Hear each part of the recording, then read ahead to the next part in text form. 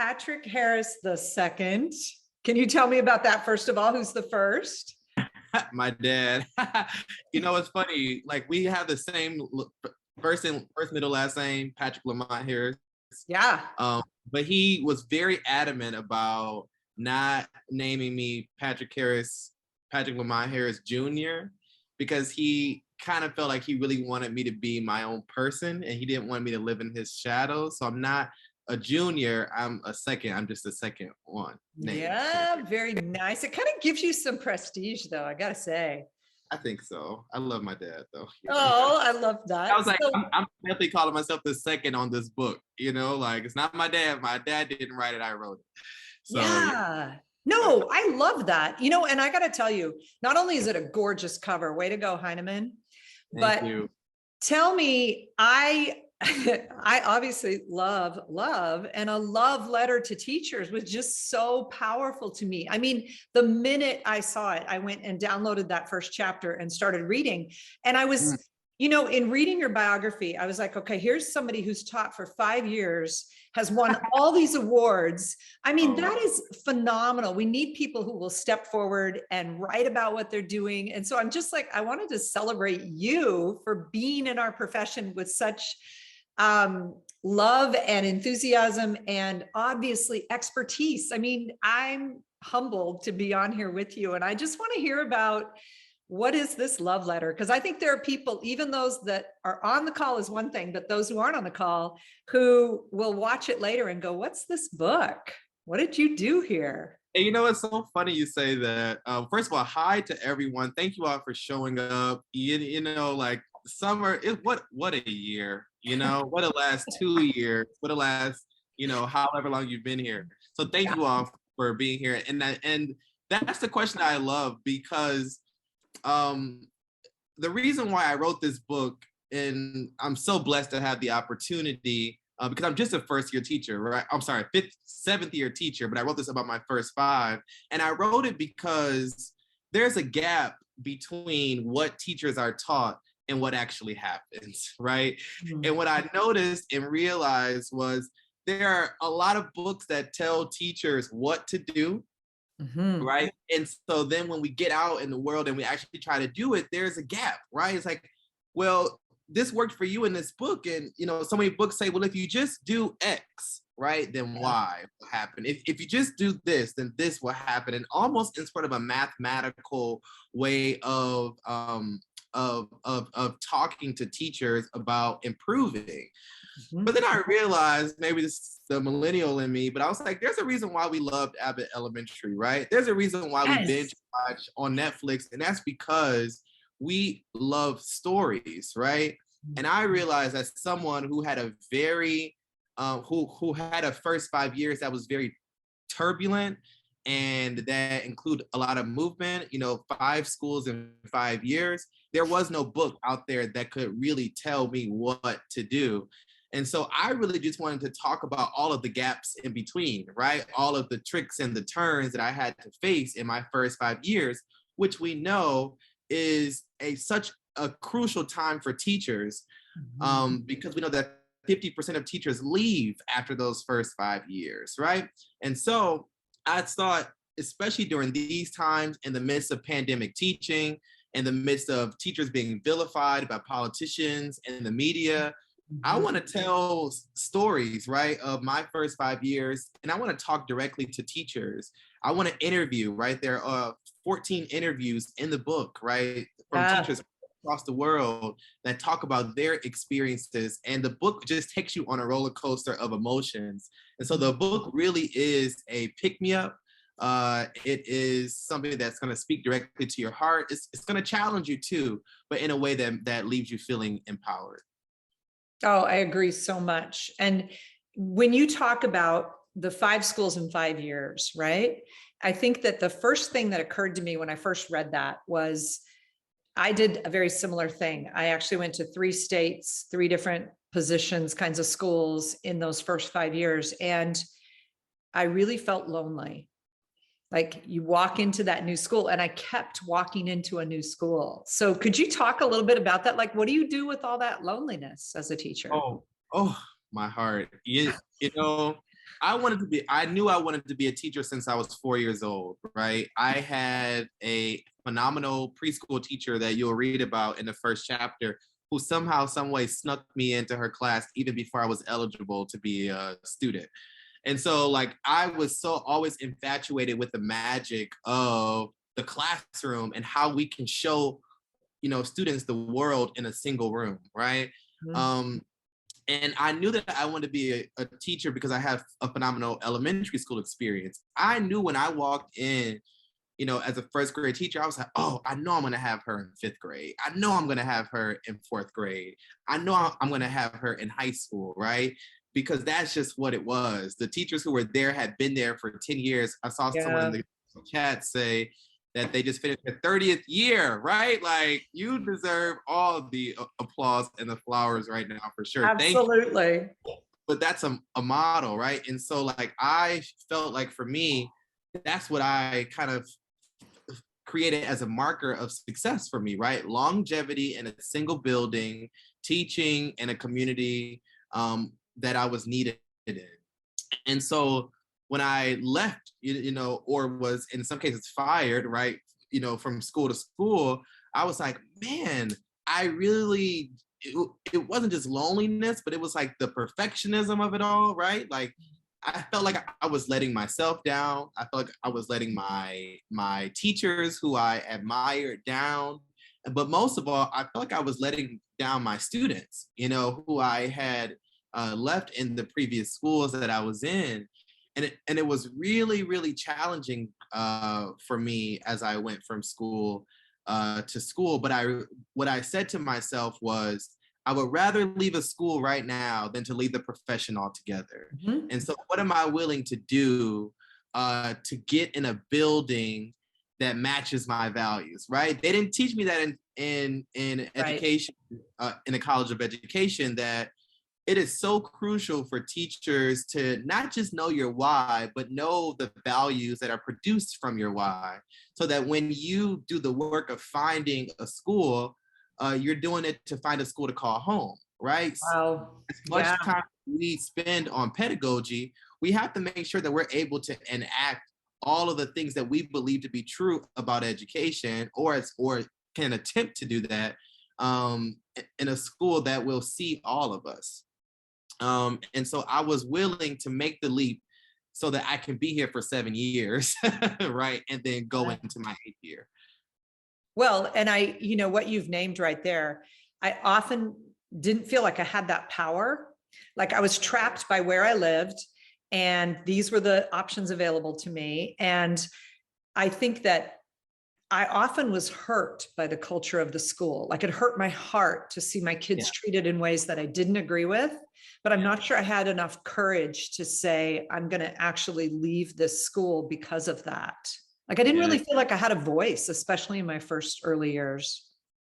yeah. It took a whole lot for me. And I didn't either. And I was told by leaders and administrators that I didn't have a voice. And I had to wait until my 5th year to be able to have that authority over my own career and over my own choices as a teacher. And so what I love about this book is that it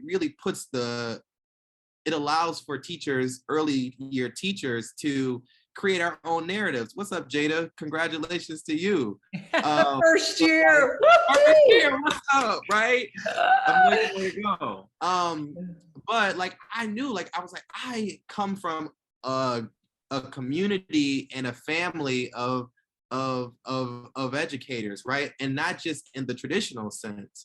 Um, so I had to really just kind of talk myself through it. It was challenging, but I know, new teachers, we have to really restructure the way we talk about new teachers like me and Jada, right? Like we walk in with strengths, right? We walk in Absolutely. with experiences. We walk in knowing things, right? Like, and so much of how we talk about new teachers is you got to wait until you get, past 5 years.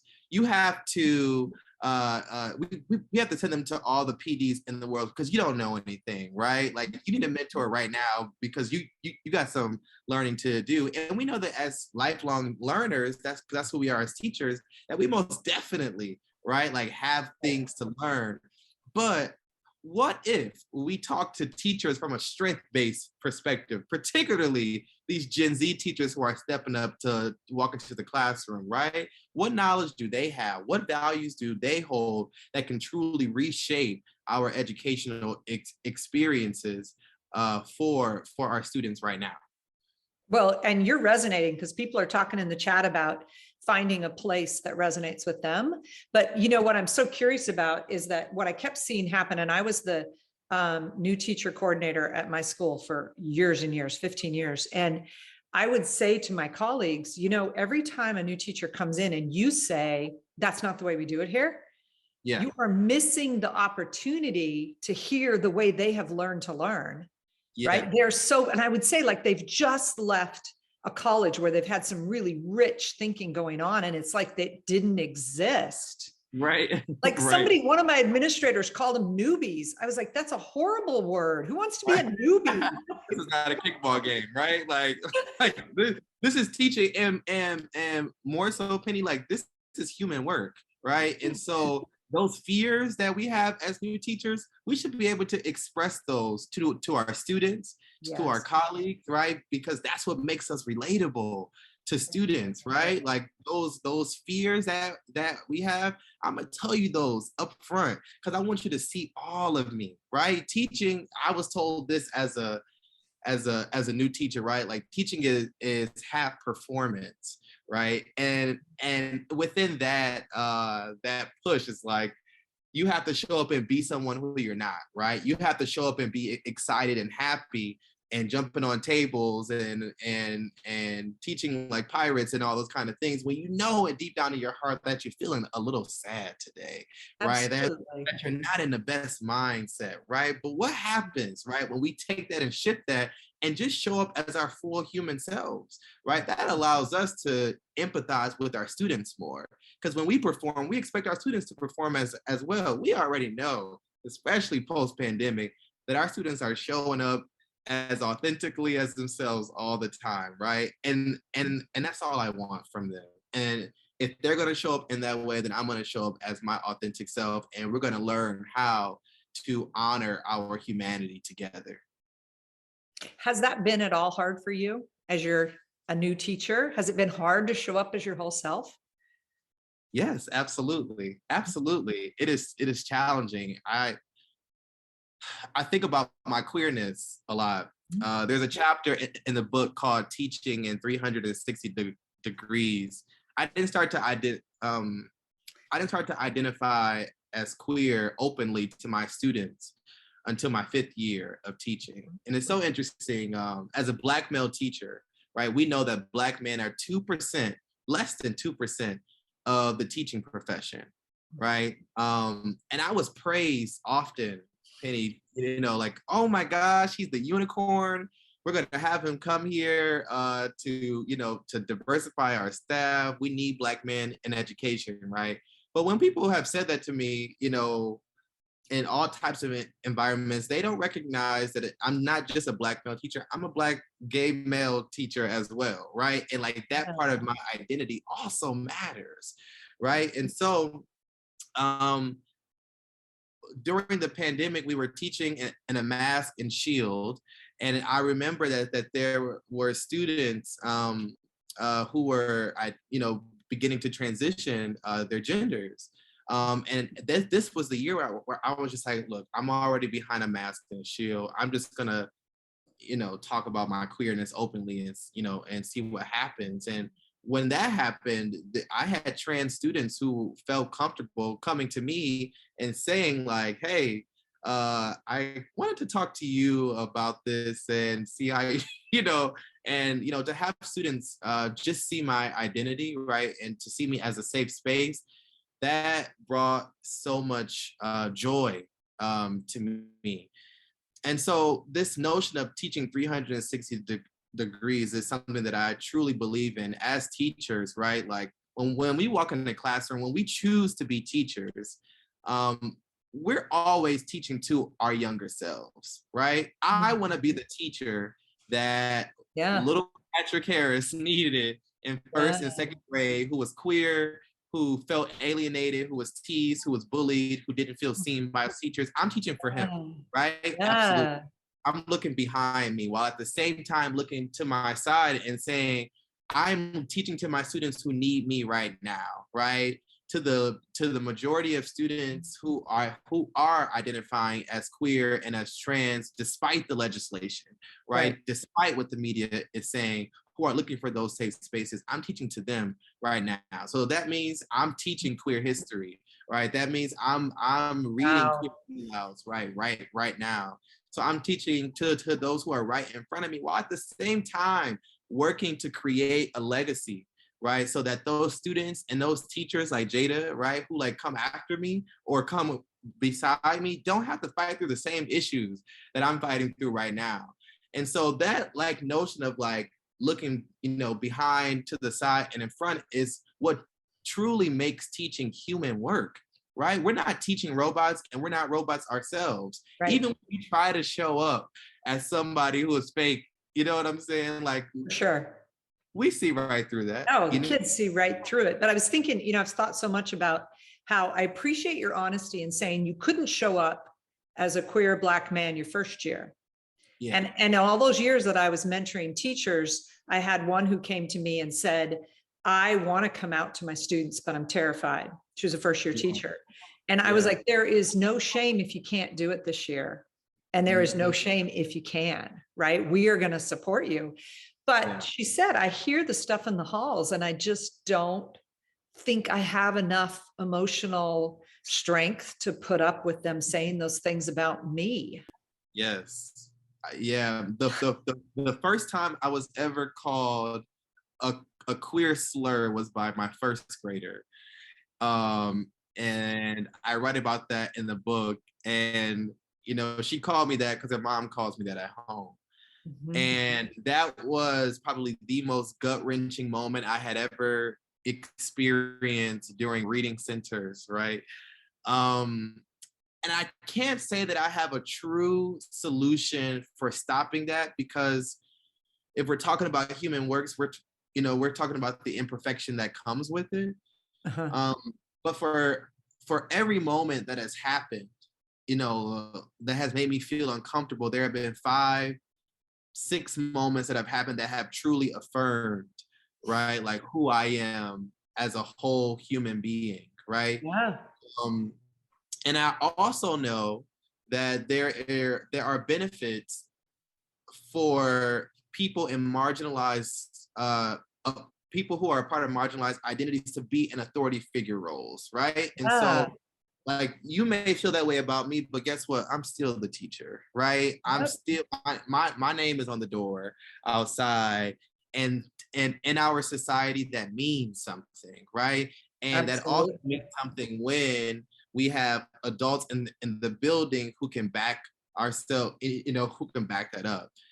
And I would also say that normally when those kinds of conversations are happening in the hallways, from students, that normally means that not that we need to go and talk to that student, but we need to probably talk to the adults first, right? We need to talk to the other teachers in the building. We might need to have a parent workshop, right? To like really double down on the fact that this is a place for all people, a place for queer people to come and have a safe space. There may be homophobia out in the world, on the news, in legislation, but it doesn't have to happen here, right? That's what I love about being a teacher, is that we do have the power to create spaces, right? We do have the power to craft a world that is so drastically different from the world that we experience outside of the double doors. We have that power and that capability, but we can only do it, right, if we are seeing, acknowledging, and creating those safe and brave spaces for us all to grow and thrive. I love that. I love that you're doing that work with these little ones, creating a safe and brave space for them to learn a different way to think, right? Yeah. I mean, I love so much about your work and about your book. And so I want to shift just for a minute and say, most teachers are going to say, They're so Yeah. busy. How could they possibly write about teaching? And Yeah. yet you not only wrote a whole lot, you connected with these teachers, because there are these interviews in there that are so powerful. And I just wanted, what was your process like? What made you say, I want to write about this? And then how did you do it? Yeah. So, you know, I have worked in 5 schools in 5 years. I mean, 5 different schools: public, private, charter, international, overseas, the wealthiest, beneath the poverty line.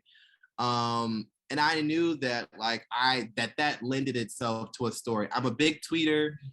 If y'all are on Twitter, I love having conversations. So much of being a great teacher is having a strong community. And so I also had a podcast, right? And I would have folks say, like, man, like, I'm so glad to know that I'm not alone, right, in this space, right? There are so many teachers and experts out there who are trying to fulfill teachers' toolboxes, but we're not really talking, with each other about what happens when we try to implement those things, right? Yeah. We're not really talking about what actually inspired this theory or this method. And that's Yeah. what interested me most. And so I, talked to my editor and I said, I think I just want to actually talk about the lessons that I've learned, right? About change, about finding a school, um, um, about teaching internationally and facing these very real issues that are pushing teachers out the door. I want to talk about what it means to feel pressure to teach current events in schools, right? I want to talk about the story, not just the strategy. And that piece really resonated with the publisher. And I also knew that, like, I'm not the only one out there that is feeling or going through things, right? Teachers talk about it on Twitter and Instagram, right? Yeah. That's why Abbott Elementary is so important, because we can relate to those teachers out there. I often tell teachers, right, like, don't leave me out there by myself, like raise your hand. And often they will. And so I wanted to interview teachers from around the world based on these specific lessons that I had learned throughout, my first 5 years. And so I got a wealth of experiences. So there are teachers who have taught for 15, 20 years in the book. There are teachers who have taught in their first 3 years. There are teachers from South Africa in the book, right? Like, there are tons of teachers from all works of life, or all walks of life. And I'm hoping that this book becomes timeless in a sense, right? Because strategies change over time, right? Like, theories evolve, some die out, but stories really stick and connect. And I hope that, new teachers get a chance to grab this book and say, okay, I may face this, right? Like, this leader, right? Or I'm trying to figure out what school do I really want to go, what school do I want to stay in? And so Patrick has questions for me to walk through, to figure out, do I really want to stay at this school or do I want to leave? I'm feeling pressure from Twitter, right, to teach about what just happened in Florida this week, right, or what just happened on the news. Patrick has a template for me to walk through to really reflect. And so the book is not just stories, but it's also reflection. And I hope in that case, for new teachers and teachers figuring out if they want to stay or go, that they have a tool to really self-reflect and to figure out where they want to and how they want to move forward. I love that, because as I read your book, and I'm entering year 39 in August. So, I've been here a while and I've been in a lot of states, and, but the thing that I really loved is that I felt like I was brought into a community that was much bigger than me. And I always value that. And, this group that you're speaking to right now, we had 1,350 people on from 15 countries last year. They're people who care about reading and they care about change. And we come from all kinds of places, but they're people who want to make a real difference in the way our countries run, in the way other countries are run, in the possibilities for teachers. And, the summer book club, it's so much more than a book club. Like, we listen to people like you. And at the same time, for this really small amount of money, $65, they're going to hear 45 speakers, but they have access to everything for a year. And what I think matters is that you begin to make connections to people. You know how it's like a different kind of network from your Instagram or your Twitter, because they're all people who've gathered here for the same reason. And that's what I felt like your book put me in a community just like this one does. And that more than anything, when you say story, I need to be able to say, do you know what happened in my classroom today? And I'm still not sure like what I'm going to do about it. That's what we need each other for. Yeah, definitely. And what I love about the book too is that it's not just words, right? It's Right. it's definitely visual. And so like when I talk about teaching in Doha, Qatar, right? Like you'll be immersed in that world, in that environment, right? You'll see photos of my school and in my classroom full page, right? Like you'll see maps of Detroit, and maybe pictures of me, maybe that like really help you to like really get a glimpse, right? And like that's why we stay in education. That's why we hang on, right? Because of those stories, being able to sit at someone at a happy hour and say, man, let me tell you about what happened, or I really need your advice, or have you ever experienced this yourself? And I think that the book really offers that connection and that story.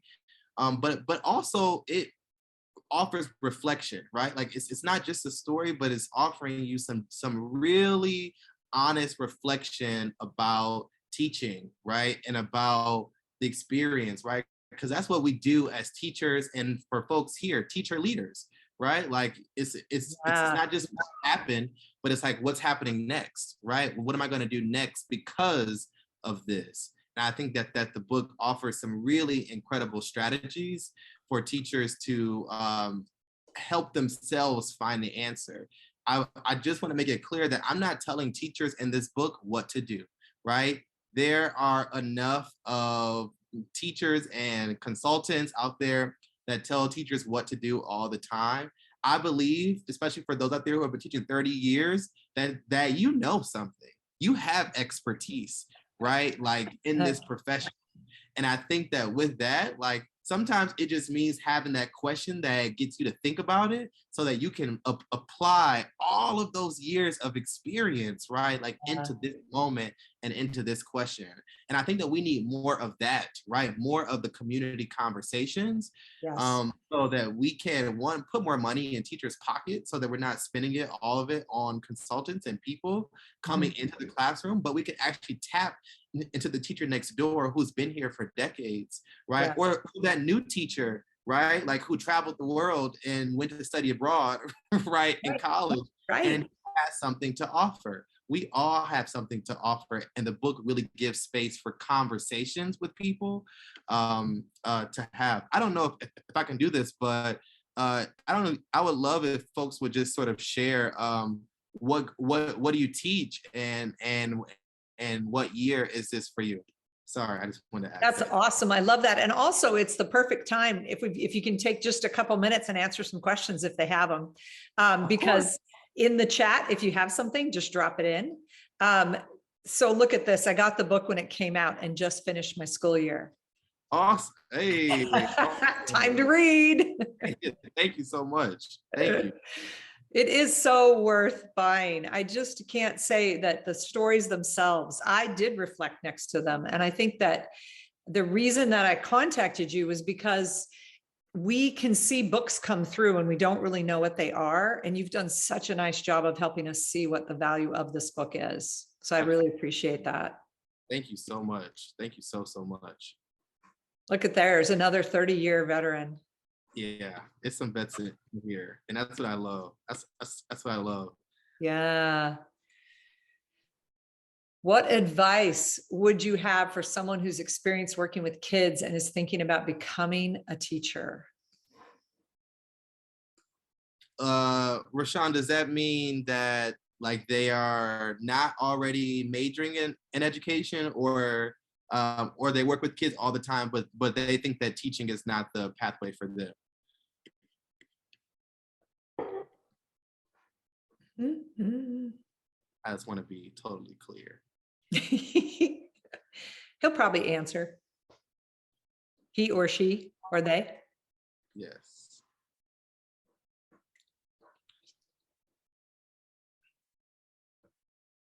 Rashawn. Yeah. I get that all the time too, right? And the first thing is like, it's okay, right? Like teaching is not the only way that like people can impact kids, right? Like some Mm. folks really thrive in the after school space. Some folks really thrive in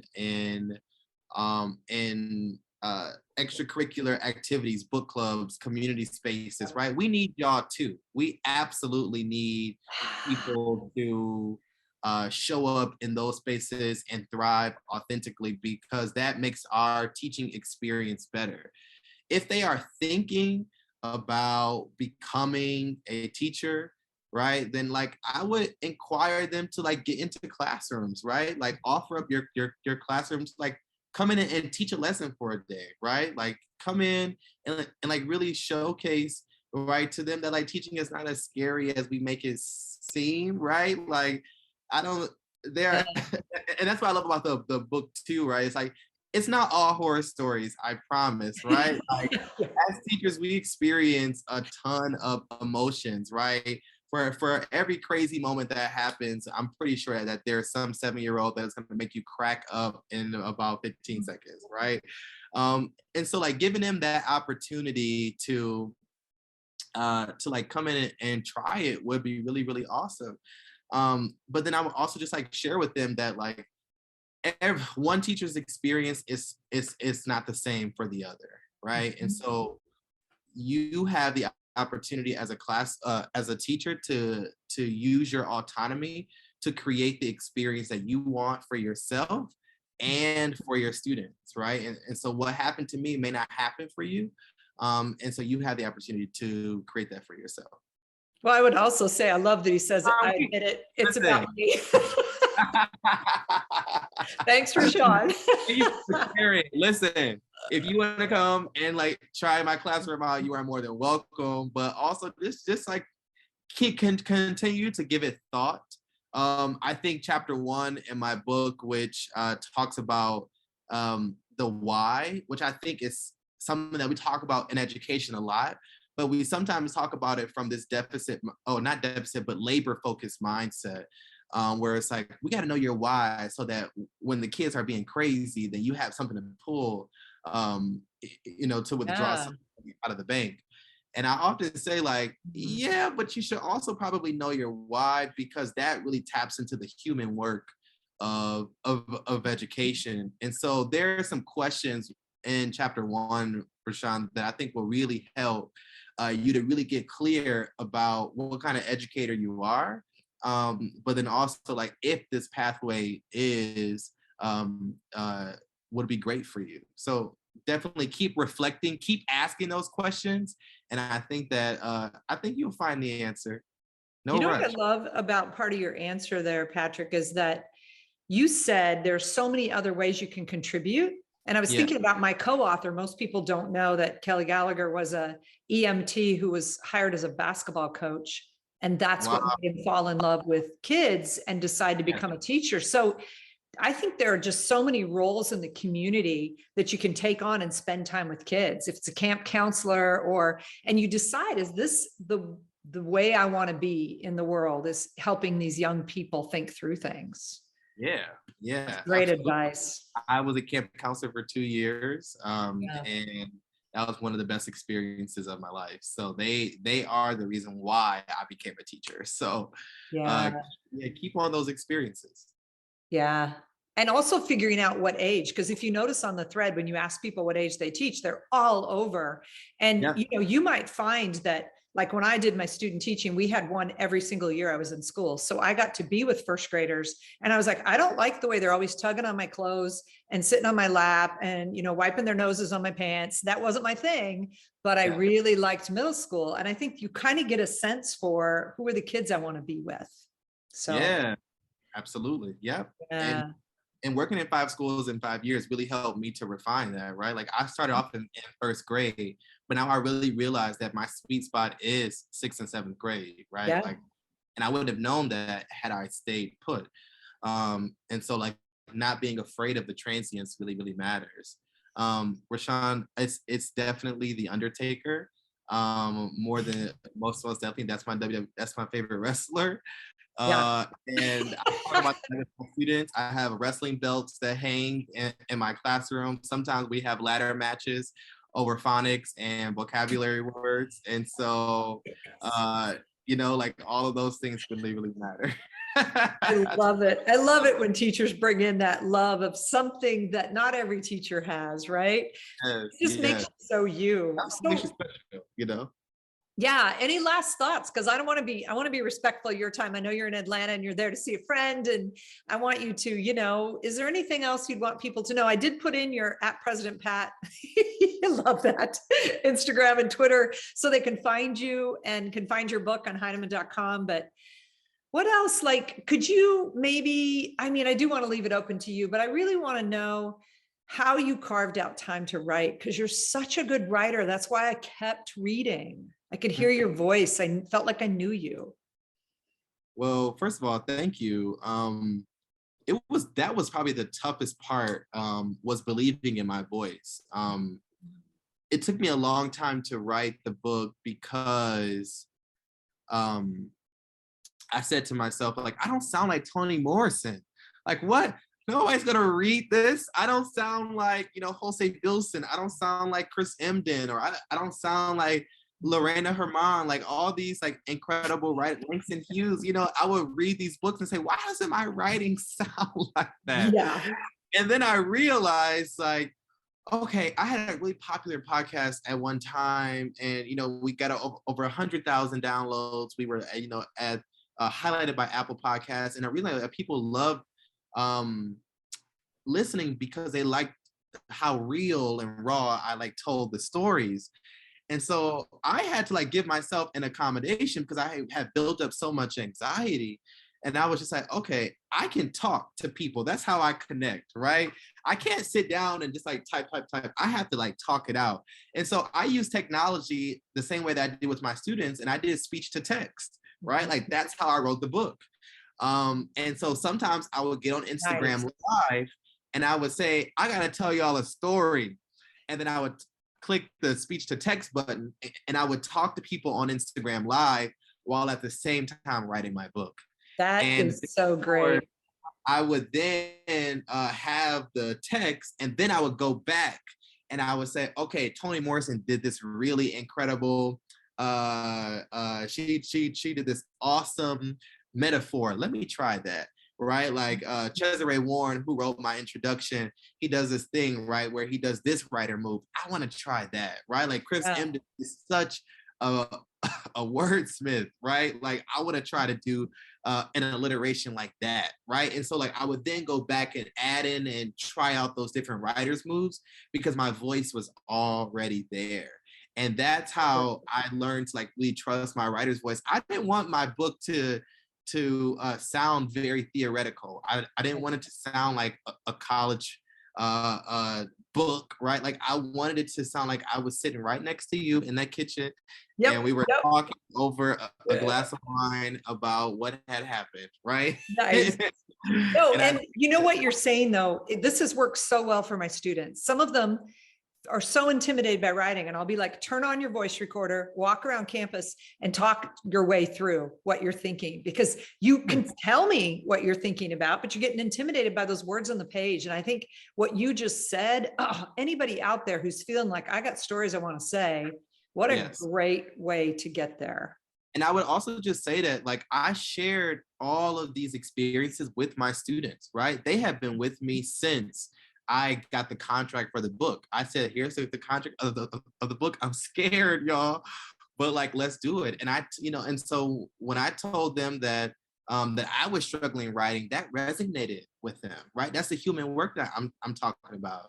When I gave them feedback on their writing, and they're like, I don't want to write no more. Like this is, you like I feel like I'm not a good writer, right? Like I would show them all the notes that I got from my editor and from Heinemann about how to improve my writing. When I share my experiences as a writer, just as human as I'm talking to you, that gave them just like the encouragement to keep going, right? Because sometimes as teachers, we're all the way up here and students are like here, but I'm like, no, like we got to level the playing field because I'm writing just like y'all. We're doing this thing together.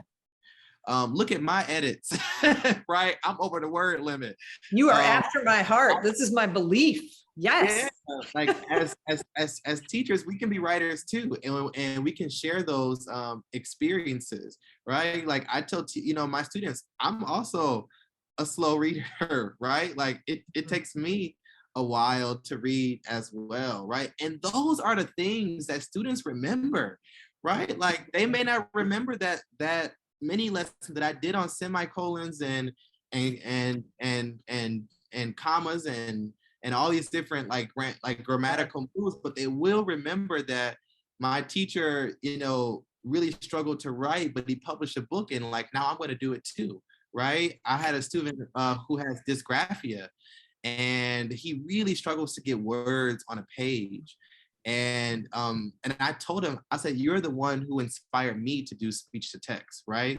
I said, you're the one who like told me like, who showed me that method. And now he does it with ease. And he's writing poetry now. And he no longer calls my class the dreaded English, but now it's English. And I appreciate No kidding. There's a big leap. I appreciate it. Right. Absolutely. Yes, y'all, for sure. We gotta tell our truths. It absolutely matters.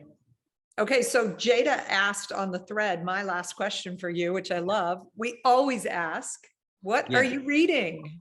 Oh my goodness. So I had to pull it off my bed because I was just reading before it started. Oh, you probably can't see this. Let me see. So I am reading, it's called Sunvolt, Stories of Solar Punk and Eco Speculation. Really weird and random, but let me show you. So I have just discovered this like really interesting art movement called solar punk. And it arose in the 2010s. And it's like sci-fi, but it imagines a world in which all of the things that we're grappling with, Black Lives Matter movement, global warming, massive uses of technology, but it imagines a world in which human beings have found sustainable solutions for those. And it reimagines a world in which what are humans like now that we have found out kind of the solution for racial equity, right? That we found a solution for global warming. What are humans' conflicts now post all of this? Wow. And so it's really nerdy and super sci-fi. I'm a horror lover, big sci-fi lover. And so I'm trying to read more fiction so that I can become a better fiction teacher and a better fiction writer.